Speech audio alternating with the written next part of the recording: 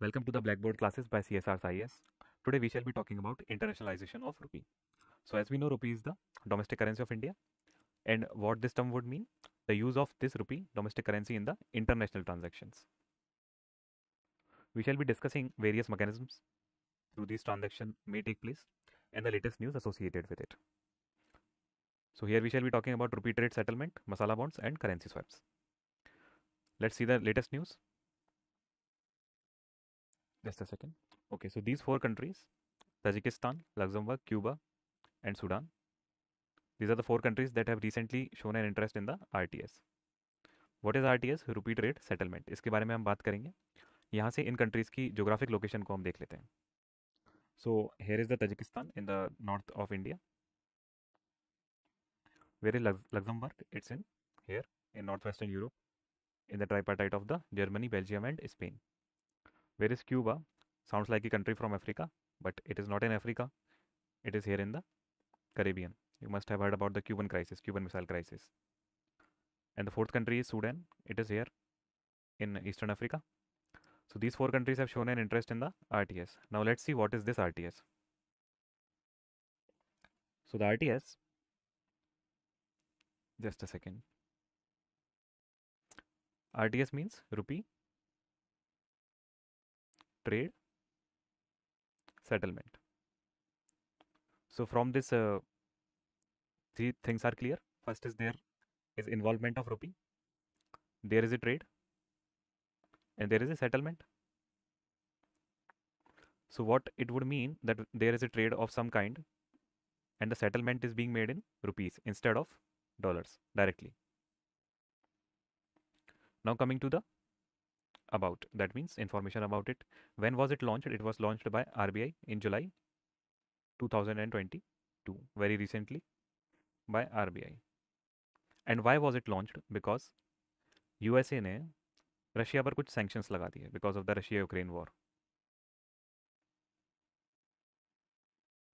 Now USA के इन sanctions की वजह से रशिया USD को यूज़ नहीं कर पा रहा था for trade purposes and India को इससे प्रॉब्लम हो रही थी. तो इंडिया और रशिया ने अपनी करेंसी डायरेक्टली एक्सचेंज करने का या फिर सेटलमेंट्स के लिए यूज़ करने का एक मैकेनिज्म तैयार किया है जिसको क्या बोलते हैं, आरटीएस. इसी के लिए नॉस्त्रो और वॉस्त्रो अकाउंट की भी, जिनके बारे में हम किसी और वीडियो में देखेंगे, एस्टेब्लिशमेंट किया गया. So this is all about RTS.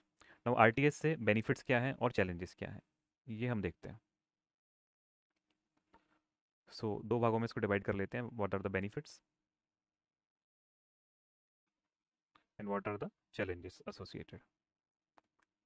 So benefit primarily is that there is no involvement of USD or any other currency in this.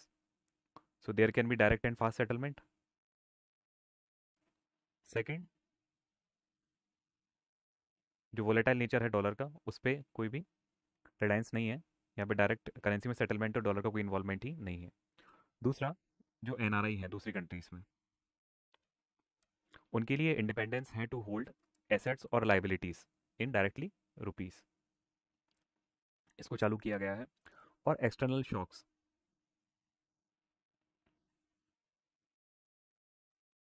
Plus volatile nature जो है, वॉलेटिलिटी है, उससे इंडियंस को राहत मिलेगी. By what? RTS mechanism. दूसरा, what are the challenges involved in this. अच्छा, one more benefit is there, lower transaction cost. Now because there is no third country और third currency involved, there is no transaction cost and protection from any kind of sanctions. और दो countries की किसी भी third party से क्या international relationship है, इसका फ़र्क पड़ना बंद हो जाएगा. चलिए आते हैं चैलेंजेस पर. तो चैलेंजेस में अगर आप डोमेस्टिक करेंसी का यूज़, जो पहले सिर्फ और सिर्फ डोमेस्टिक अफेयर्स पे डिपेंड कर रही थी, अगर इंटरनेशनल मार्केट में भी करेंगे तो इसके लिए जो गवर्निंग पॉलिसी है, that is monetary policy committee जो है, या मॉनेटरी पॉलिसी जो भी है, इसको इंटरनेशनल चीज़ें भी ध्यान में रखनी पड़ेंगी while making this policy. So it will complicate it. Second, it will reduce reserve accretion. That means reserve assets जो हैं, अब अगर इंडिया 4x की जगह रुपये का यूज़ करने लग गया ज़्यादा, तो रिजर्व एसेट्स जो हैं अपने आरबीआई के साथ में, these will increase. RBI will be holding more rupees because it will start to trade in rupees internationally. So RBI के जो reserves हैं वो बढ़ जाएंगे, and this will create complications in the domestic market also. And second, जो हम USD को आज देख रहे हैं, the nature of the USD that we are seeing today. Just a second. So the nature of the USD that we are seeing today, because our USD is being used by many countries, so it has become an international currency. That's why it has also become very volatile. So as we start to launch a rupee in international market, and as more and more countries start to use it, so it will also become volatile. So we'll eventually face the same problem that USD is facing. Plus it will complicate few things. Plus increase the reserve accretion and complicate the monetary policy. So these are the cons of this RTS system, or basically rupee exchange system, or in the sense of using rupee as an international currency. Let's move further. There is another mechanism known as masala bonds. So what is this masala bond? इसको समझते हैं. First of all, it was released in 2014 by IFC. It is not released by RBI. IFC is what? International Finance Corporation. It is a part of World Bank Group. So world bank और IMF के बीच में हमने difference को समझा था last video में. क्या difference है? तो world bank is supporting type, IMF is help type. जब BOP होती है, बैलेंस ऑफ पेमेंट क्राइसिस होती है, तो लोग जाते हैं IMF के पास लोन लेने. और वर्ल्ड बैंक क्या करता है? न्यू न्यू इंस्टीट्यूशन डेवलप करता है. किस चीज़ के लिए? कैपिटल डेवलपमेंट के लिए. तो IFC ने इसको लॉन्च किया 2014 में. और मसाला नाम क्या है? Masala is just basically relation with India. इसकी कोई और सिग्निफिकेंस नहीं है. इतना आप नोट कर लें, आगे बढ़ते हैं फिर. Okay, so what are masala bonds basically? Let's say there are two parties. There is an Indian company. अच्छा, this is RBI के इसमें क्या रोल है? सिंपली मसाला बॉन्ड की रेट तय करने का, इंटरेस्ट रेट तय करने का. This is the role of RBI in this, nothing else. Who issues them? या तो इंडियन कंपनीज या फिर corporates. So let's say they need a certain amount of money. इनको कुछ पैसे चाहिए, मान लीजिए कि 100 रुपये चाहिए. Why do they need this money? For capital development, infra development. कोई प्रोजेक्ट है, उसमें इनको 100 रुपये लगाने हैं. Now how do they want this money? From external market, या फिर दूसरी कंट्री से इनको ये पैसे चाहिए. तो what do they issue a bond in the foreign market. This is known as masala bond. And what does masala bond do? It promises to pay a certain amount of, let's say, 100 rupees in future to someone who agrees to give it any money equivalent to 100 rupees. Someone in the foreign, let's say party 2, party B, ये इसको 100 रुपये के बराबर पैसे दे सकती है, dollar में दे दे या किसी और करेंसी में दे दे, और फ्यूचर में 100 रुपये के बराबर करेंसी इसको वापस मिल जाएगी. अच्छा, are masala bond settled in rupees? No, they are settled mostly in USD. But are they denominated in USD? No, they are denominated in rupees. इसका क्या मतलब है? मान लीजिए एक मसाला बॉन्ड दूसरा होता, जिसका वादा क्या होता कि आप मुझे कोई करेंसी दीजिए और मैं आपको लेट से $100 दूंगा, जैसा कि पहले चलता था. 2014 से पहले जैसा चलता था. तो कोई भी बॉन्ड इशू हुआ फॉरेन मार्केट में और उसकी वैल्यू क्या रही? 100 USD. So you give me money equivalent to this 100 USD and I will pay you back this 100 USD, that is the principal amount plus an interest. अब बात क्या होती थी? मान लीजिए 5 साल बाद. सो इन द फर्स्ट ईयर, जैसे इन्होंने ये पैसा जब इनको 100 रुपीज़ मिले, तो इनको रुपया कितना मिला? लेट से 300 रुपये मिले. अब 5 साल बाद इनको ये 100 USD इनको लौटानी है. अब रुपये की जो वैल्यू है वो डेप्रिशिएट हो गई, रुपये की वैल्यू गिर गई. फॉल हो गया रुपी की वैल्यू में। So the actual money that they are suppose to return becomes very much for them, क्योंकि रुपी की वैल्यू तो गिर गई और इन्हें किस में लौटाने हैं, इन यूएसडी, प्लस इनको इंटरेस्ट देना पड़ता था। अभी क्या है, अभी क्या हुआ है, अभी क्या हुआ है, that the masala bond has become rupee denominated. Now because it has become rupee denominated, just a second, now because it has become rupees denominated, तो जो पैसा इंडियन कंपनीज को लौटाना पड़ रहा है that is equivalent to only the rupees promised on the bond. अगर 100 रुपये का बॉन्ड है तो 100 ही रुपये लौटाने पड़ेंगे, नॉट यूएसडी और एनी अदर करेंसी। तो इसमें क्या है रिस्क, जो पहले किसकी साइड था, बोरोवर की साइड, कि अगर there is a fall in economy, if there is a fall in value of rupee, तो it was having to return more rupees than it expected to return in the first place. अभी risk किसकी तरफ है, investor की तरफ। अगर fall होता है तो इसको कम पैसे मिलेंगे, लेकिन ये जनरली क्या बिलीव करता है दैट इकोनॉमी में, इंडियन इकोनॉमी में क्या होगा, राइज होगा। दूसरा ये क्यों इस रिस्क को लेता है, because of good interest rates and general believe that economy will rise. तो not only it get more rupees, plus also it gets nice interest rates. So these are masala bonds. Simple भाषा में अगर core concept इसके देखे जाएं तो क्या है, rupees denominated bond.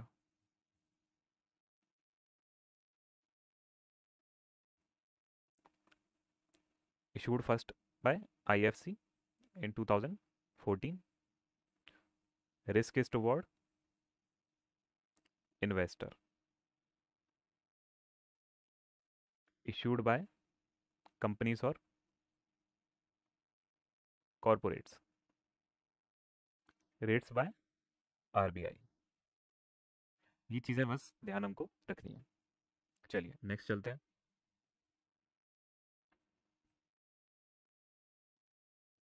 Now come to the next mechanism, that is currency swap.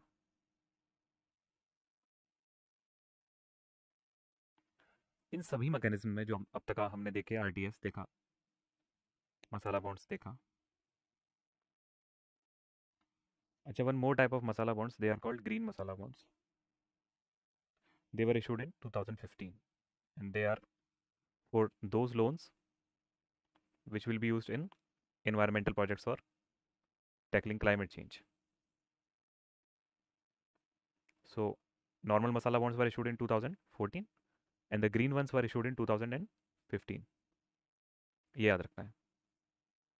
चलिए, तो हम बात कर रहे थे कि दो तीन तरह के हमने अभी तक मैकेनिज्म देखे। एक तो आरटीएस देखा, एक मसाला बॉन्ड्स देखा, और अब हम बात करेंगे about the currency swap agreements. तो इन तीनों तरह के मैकेनिज्म्स में ही एक चीज़ कॉमन है, दो चीज़ें कॉमन है। एक तो bypass of any third currency, plus use of rupee directly with exchange of other currency. What is differing, कि ये एक्सचेंज क्यों हो रहा है। अगर ये ट्रेड की वजह से हो रहा है तो क्या हो गया, आरटीएस। अगर ये डेट की वजह से हो रहा है तो क्या हो गया, मसाला बॉन्ड। और अगर ये किसी नीड की वजह से या फिर हेल्प की तरह हो रहा है तो क्या बन गया, currency swap agreement. One more thing should be noticed here, all these mechanisms are eventually a form of international diplomacy. All the countries help each other and want to be more economically prosperous.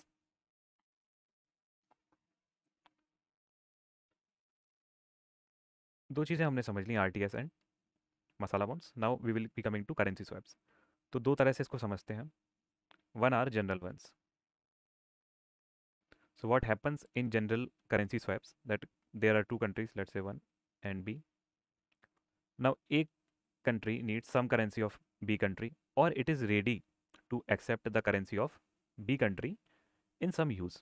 A को किसी चीज़ के लिए B की currency की या तो ज़रूरत है, या फिर B A को डिप्लोमेसी के थ्रू इस बात के लिए मना लेता है कि A बी की करेंसी को अपनी कुछ चीज़ों में यूज़ करे, let's say payment of the people residing, let's say B के कुछ लोग ए में रहते हैं, तो ये बी से यहाँ पे गए हैं, कुवैत गए हैं, यूएई गए हैं, तो इनकी सैलरीज को ये डायरेक्ट रुपए में ट्रांसफर कर सकता है इंस्टेड ऑफ एईडी या फिर इसकी currency.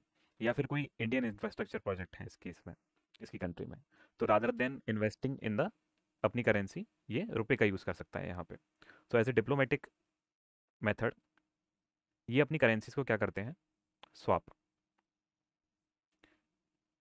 Just a second. So as a diplomacy and based on need ये अपनी करेंसीज को एक्सचेंज कर लेते हैं, that in the market exchange rate, let's say R, you give us these many rupees, we will give you these many euros or anything else. They can also use it as a loan कि भाई अभी हमें ज़रूरत है नहीं आपकी currency की, लेकिन हमें तो आपकी करेंसी की ज़रूरत है, तो अब क्या करें, so let's bypass the dollar और market loans, let's take some currency from them directly and we will pay them in future in rupees, not using the USD. So this also works as a currency swap. तो India ने 23 countries के साथ में such currency swap agreements run किए हैं।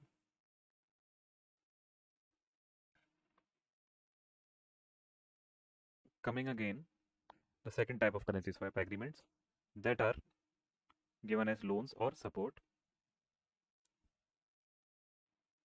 और are of helping nature, जैसे अभी श्रीलंका के केस में हुआ था। So what happened with Sri Lanka,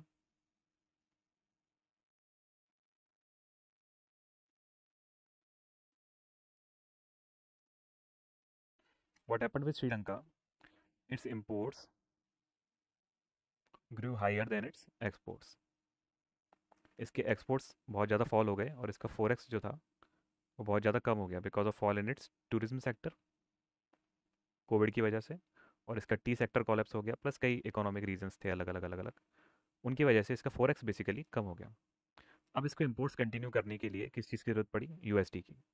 तो यूएसडी लेने के लिए इसके पास दो ऑप्शंस बचे श्रीलंका के पास, या तो ये मार्केट से जाके यूएसडी ले, मार्केट से लोन ले, या फिर ये किसी दूसरी कंट्रीज़ के पास जाए और उनको बोले कि आप अपने फोरेक्स में से मुझे पैसे दे दो, मुझे डॉलर्स दे दो। ये किसके पास गया, इंडिया के पास, चाइना के पास, बांग्लादेश के पास, कि भाई मुझे पैसे की ज़रूरत है, मुझे डॉलर्स की ज़रूरत है, मुझे आप अपने फोरेक्स से पैसे दीजिए। तो इंडिया ने कहा आपके पास मुझे देने के लिए क्या है बदले में। So Sri Lanka said, I don't have USD naturally because I am asking for them. So I can give you my currency, that is Sri Lankan rupee. India said, okay. But as the LKR is very weak, Sri Lankan rupee is very weak. So सिर्फ 400 million USD की अपन बात करते हैं, इससे ज़्यादा अपन बातचीत अभी नहीं करेंगे। सो आप हमसे 400 मिलियन डॉलर्स या उसके इक्विवेलेंट रुपीस या यूरो या कुछ ले लो, और हमें श्रीलंकन रुपीस में सेटलमेंट्स इतने पैसे का एग्रीमेंट है, मंजूर है, कोई दिक्कत नहीं है, आप हमें एसएलआर में पे कर देना। So that we will exchange later on for USD if wanted directly from the market, that is our problem.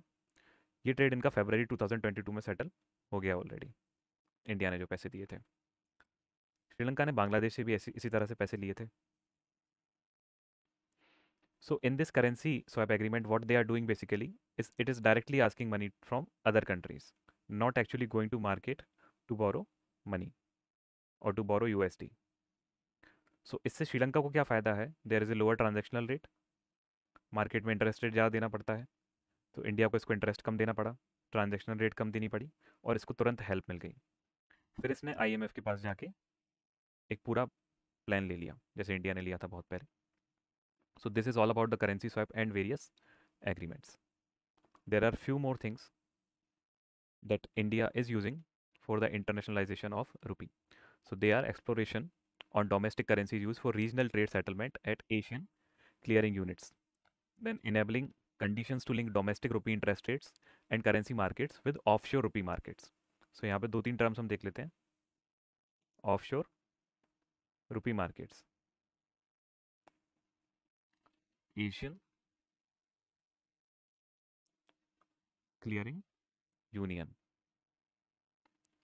Third, permitting primary dealers to act as market makers in forex markets to improve market liquidity, etc. So these are not very important, you can skip them.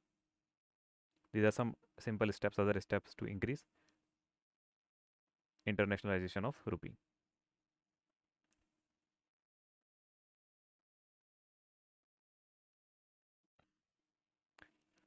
Again, basic concept,